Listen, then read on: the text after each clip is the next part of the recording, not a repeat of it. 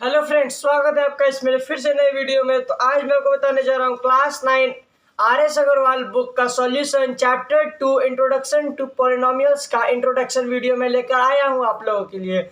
इस वीडियो में हम लोग समझेंगे कि इस पॉलिनोमियल्स चैप्टर में क्या क्या चीज़ें हैं जो हमें जाननी है और इसमें कौन कौन से तरह के क्वेश्चन आने वाले हैं हम लोगों को इस चैप्टर में, तो वो सब हम लोग जानेंगे।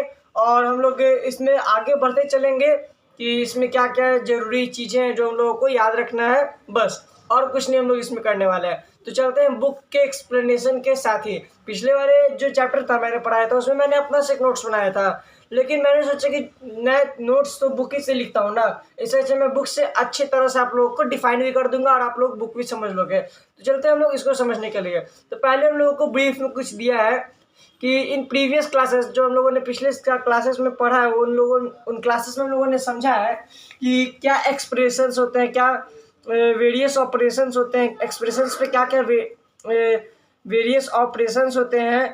तो ये सब तो हम लोगों ने पढ़ा था पहले। तो हम लोग प्रीवियस क्लासेस वाला छोड़ते हैं, डायरेक्ट हम लोग कांस्टेंट वेरिएबल्स ये सब पे चलते हैं। देखिए कांस्टेंट मतलब क्या होता है। कांस्टेंट जो फिक्स्ड हो, समझे, फिक्स्ड हो, उसका वैल्यू फिक्स्ड हो। अब इसमें देखिए लिखा क्या है, a symbol having a fixed numerical value is called a constant. मतलब देखिए कांस्टेंट एक अंक है। क्या है कांस्टेंट जो है वो अंक है। मैं आपको नोटबुक में समझाता हूँ। जो कांस्टेंट है हम लोगों का, कांस्टेंट ये जो है हम लोगों का ये अंक है। क्या है? अंक है जो कि फिक्स्ड रहता है। फिक्स्ड मतलब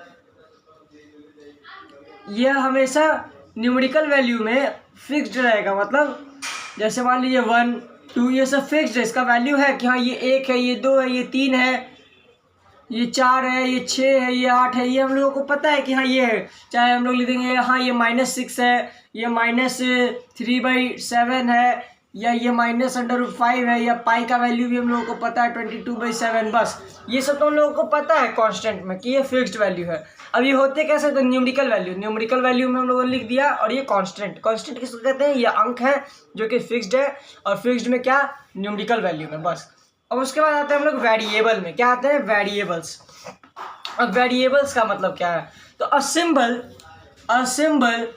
which may assign different numerical values is known as variables. Variables का ना कोई फिक्स्ड वैल्यू नहीं होता है, जैसे r x y z, इसका कोई वैल्यू जो है ना फिक्स नहीं है। ये नंबर के आगे, कांस्टेंट के आगे लगते हैं और कोई वैल्यू अपना जिस इक्वेशन रहता है उस इक्वेशन पे अपना वैल्यू पुट करते हैं। ठीक है, तो इसमें कोई वेरिएबल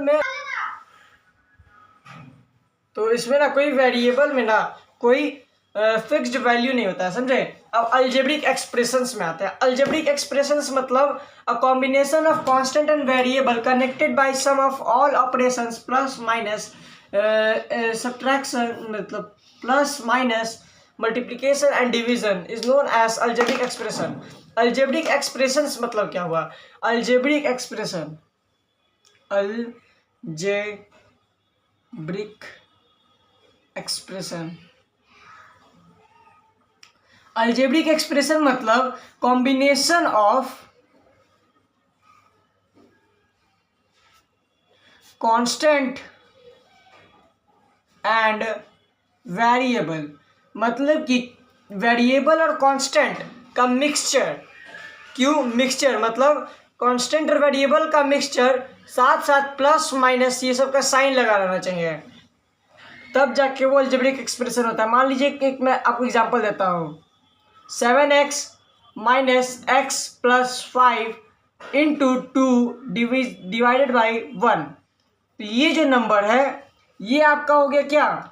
ये हो गया आपका अलजेब्रिक एक्सप्रेशन, समझे। इसी को बोलते हैं अलजेब्रिक एक्सप्रेशन, ज़्यादा कुछ नहीं। अब इसमें आप बोर्ड मैथ्स के तहत बना सकते हैं। इसको पहले डिवीजन करते हैं, इसको डिवाइड करेंगे, देन डिवाइड करने के बाद जो आएगा 1 मतलब 2 आएगा, 2 × 2 2 आएगा, 5 × 2 10 आएगा। उसके बाद 10 + x 10x 10x - 7x = 3x।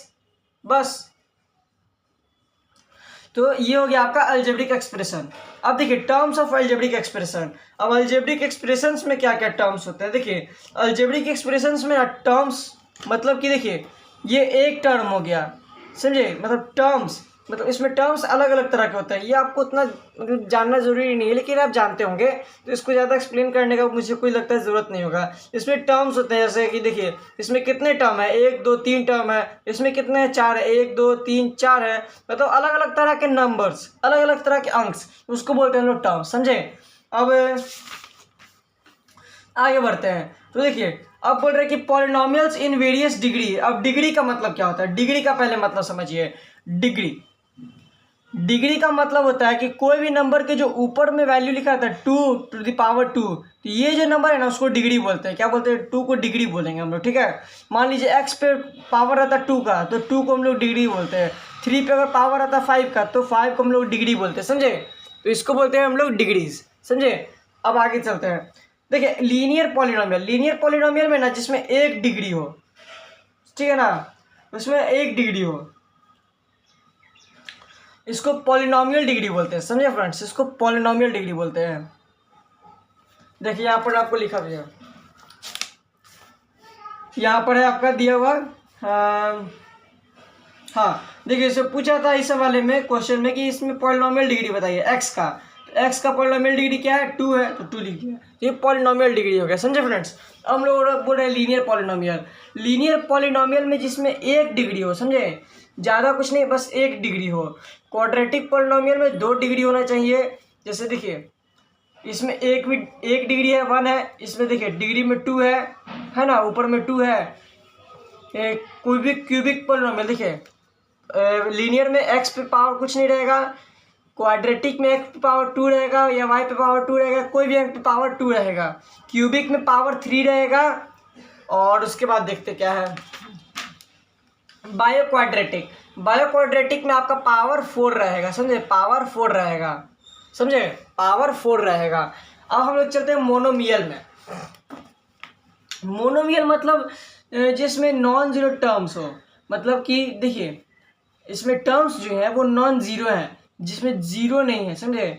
जैसे मान लीजिए 9 -14 6 -4 6x -8x², ये सब है ना जो लीनियर पॉलिनोमियल है, समझे।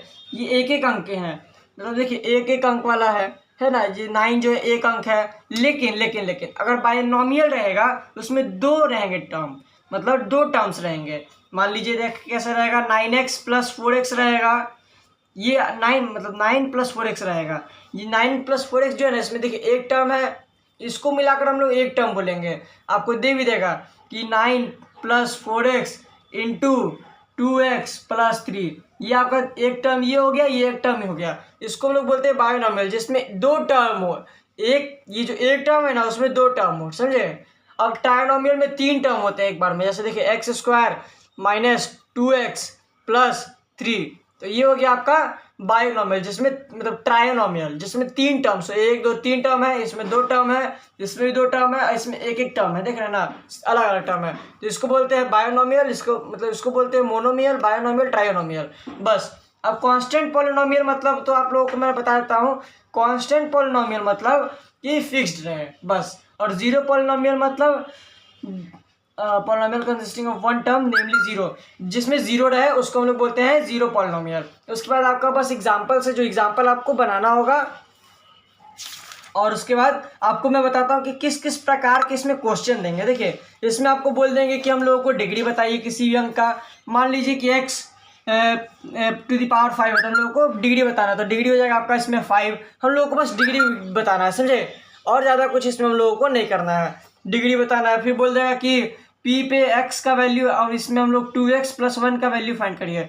x के जगह आपको रखना है आपको 0, तो p पे हम लोग को 0 रखेंगे, 2 × 0 + 1 करेंगे तो 1 आएगा आंसर, और ये आपका आंसर हो जाएगा, समझे। इस तरह के क्वेश्चन आएंगे आपको कि वैल्यू पुट करिए, बनाइए, और आपको ज़्यादातर से ज़्यादातर हम लोग को बोल देगा इसमें कि कोफिशिएंट बताइए, कोफिशिएंट मतलब कोफिशिएंट ऑफ x³ बताइए। मान लीजिए कि x³ का हम लोग को कोफिशिएंट बताना है, ठीक है। तो कोफिशिएंट का मतलब क्या होता है ना, जैसे 3x² + 2x³ - x, तो कोफिशिएंट मतलब जो x³ है ना उसके पहले वाला नंबर।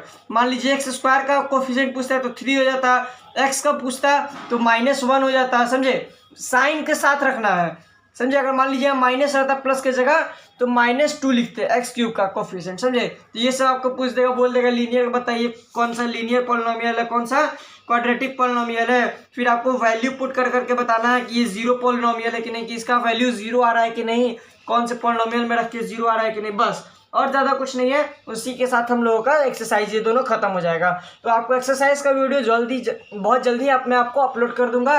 और अगर आपको इंट्रोडक्शन वीडियो समझ में आया होगा तो कमेंट में रेड हार्ट कमेंट कर दीजिएगा। तो आज के लिए सिर्फ इतना ही। Thank you. मिलता हूँ मैं आप लोगों से नेक्स्ट वीडियो में, नेक्स्ट एक्सरसाइज के साथ, चैप्टर 2 का एक्सरसाइज के साथ। तो आज के लिए सिर्फ इतना ही। Thank you.